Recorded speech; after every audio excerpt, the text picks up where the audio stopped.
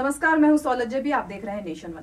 राजनीति को विरासत में पाने वाले सिद्धार्थ गौतम झारखंड के धनबाद लोकसभा सीट से निर्दलीय प्रत्याशी के तौर पर चुनावी रिंग में उतरे हैं। सिद्धार्थ गौतम के रिंग में आने से भाजपा के भीतर भी खलबली मच गई है। वहीं नेशन वन से उन्होंने खास बातचीत में तमाम मुद्दों पर बात करते हुए बेबाकी से जवाब दिया। क्या कुछ कहा धनबाद क्षेत्र के विकास पर और किन मुद्दों को लेकर वे चुनाव मैदान में जनता के बीच जा रहे हैं, बात की हमारे संवाददाता राम परवेश सिंह ने।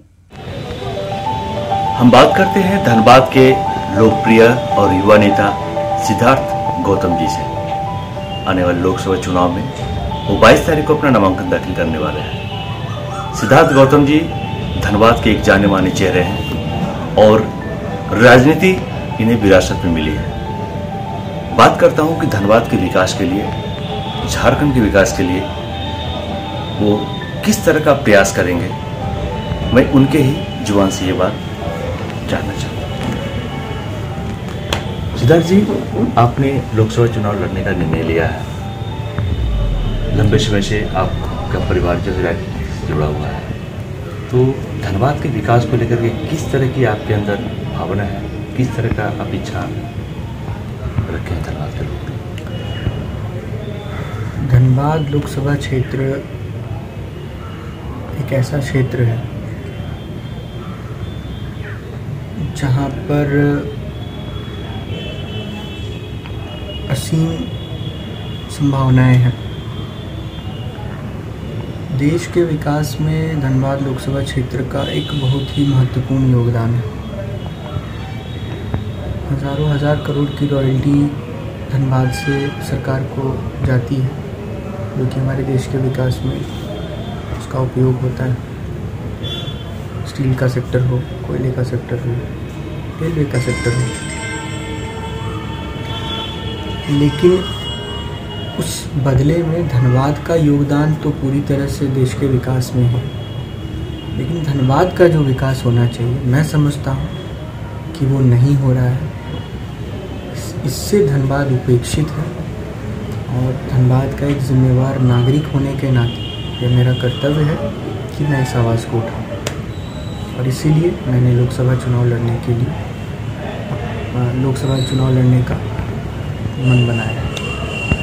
कहीं ना कहीं लगता है कि आपका इशारा जो है यहाँ के पूर्व सांसदों की ओर है। क्या मैं ये जान सकता हूँ कि मतलब क्या पूर्व के सांसद धनबाद के विकास को उतना रुचि नहीं लिया जितना आपके मन में अभी उत्कंठा है कि आप इसको विकास के पथ पर आगे बढ़ाएंगे? लेकिन मैं इस बहस में जाना नहीं चाहता हूँ कि पूर्व के सांसदों ने क्या किया है, नहीं किया है। अगर जनता ने उन्हें चुना था तो कुछ ना कुछ सोच के ही चुना था। मैं इतना कह सकता हूँ कि मैं धनबाद के लिए क्या कर सकता हूँ। अगर मैं चुन कर के आता हूँ, मैं सांसद बनता हूँ, मैं धनबाद के लिए क्या कर सकता हूँ, मेरा फोकस उसके ऊपर है। मैं किसी की आलोचना नहीं करना चाहता, मैं किसी नेगेटिव पॉलिटिक्स में नहीं जाना चाहता। धनबाद के लोगों को पानी की काफ़ी किल्लत है। पानी की कमी को आप कैसे दूर करेंगे? इसके लिए क्या प्रोजेक्ट है आपके पास, क्या सोचा आपने? जैसा कि आप जानते हैं कि हमारा जो मैथन डैम है, वहाँ से पानी की सप्लाई धनबाद में होती भी है।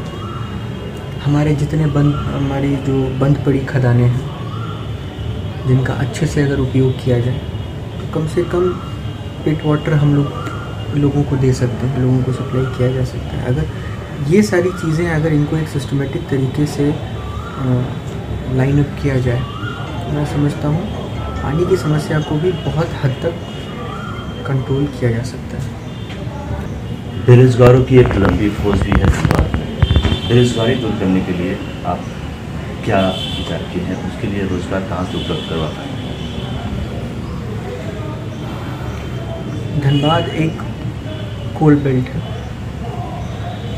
बोकारो भी आप देखेंगे, विस्थापन जो होता है, जो लोग यहाँ से अपनी जगह को देश की उन्नति के लिए लोग छोड़ के जाते हैं। और अगर जो हमारे नॉर्म्स हैं, जो विस्थापन के नॉर्म्स हैं, अगर उनको अच्छे से फॉलो किया जाए तो मैं समझता हूँ कि बहुत हद तक बेरोज़गारी की समस्या से निपटा जा सकता है।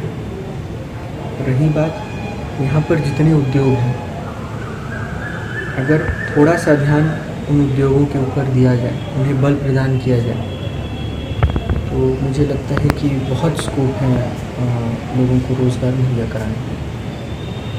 और धनबाद में किसी भी तरीके की जितनी भी सरकारी योजनाएं हैं वो अच्छे ढंग से लागू नहीं हो पाती हैं। वो लागू कराना हमारा मकसद रहेगा। अभी भाजपा के पूर्व सांसद पीएन सिंह के द्वारा जो है आपके भाई संजीव सिंह से जेल के अंदर जाकर मुलाकात किया जाता है, तो इस मुलाकात को आप किस नज़रिए से देख रहे हैं आप? नहीं, वो भाजपा के सांसद हैं और हमारे भाई भाजपा के विधायक हैं, तो इस नाते वो उनसे मिलने गए हैं। तो इसमें ऐसा कोई सरप्राइज़ वाला एलिमेंट तो है नहीं, कोई सरप्राइजिंग एलिमेंट इसमें नहीं है। और मुझे नहीं लगता है कि लोग क्यों इस बात को इतना तूल देते हैं।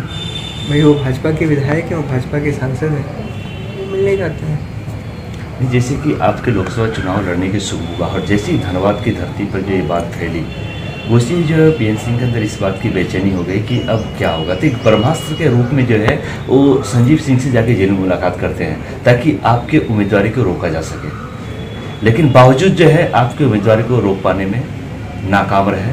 इसको आप किस नज़रिए से देख रहे हैं? मुझे ऐसा नहीं लगता है कि वो जैसा कि उन्होंने भी कहा है कि भाई वो उनके पार्टी के विधायक हैं, उस नाते वो उनसे मिलने गए थे, कोई राजनीतिक चर्चा नहीं हुई।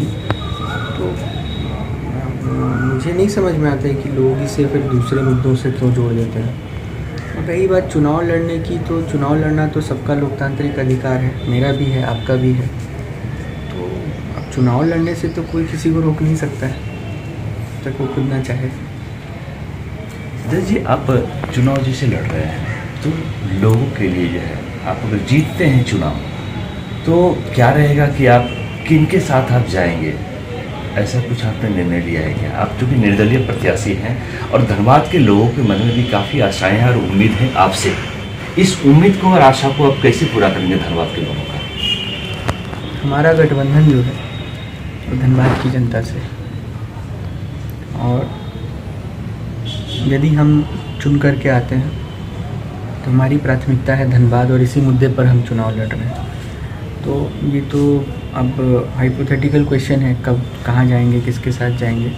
फ़िलहाल मेरा इतना ही कहना है कि मेरा पूरा फोकस धनबाद के ऊपर है, धनबाद के विकास के ऊपर है। इससे ज़्यादा मैं कुछ नहीं जानता हूँ। कहा जाता है कि जिसके सर माँ का आशीर्वाद हो, माँ का हाथ जिसके सर पड़ा हो, उसकी विजय तय है।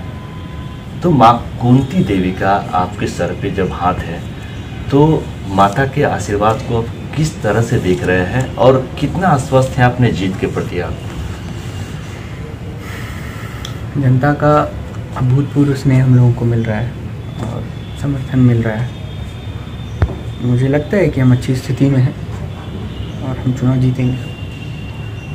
रही बात माँ की, तो माँ तो सबकी होती है और सबको अपनी माँ प्यारी होती है, और बिना माँ के आशीर्वाद के कुछ नहीं होता है। तो आने वाले समय में आपको, और अब तो चुनाव के कुछ दिन और बाकी हैं, जैसे जैसे समय नज़दीक आएगा आपको दिखेगा, आपको परिवर्तन दिखेगा। इस बार मैं आपको ज़रूर बता दूं कि धनबाद लोकसभा में इस बार चुनाव में धनबाद लोकसभा का माहौल जो है थोड़ा अलग रहेगा, ऐसा मेरा मानना है। जैसे कि सिद्धार्थ गौतम जी का कहना है कि धनबाद का माहौल इस बार बदला बदला नजर आ रहा है। विकास के मायने क्या होते हैं, इस चीज को वो बदलना चाहते हैं। धनबाद से नेशन वन के लिए राम प्रवेश सिंह। इस खबर में मेरे साथ इतना ही। देश दुनिया की तमाम खबरों के लिए बने रहिए नेशन वन के साथ। नमस्कार।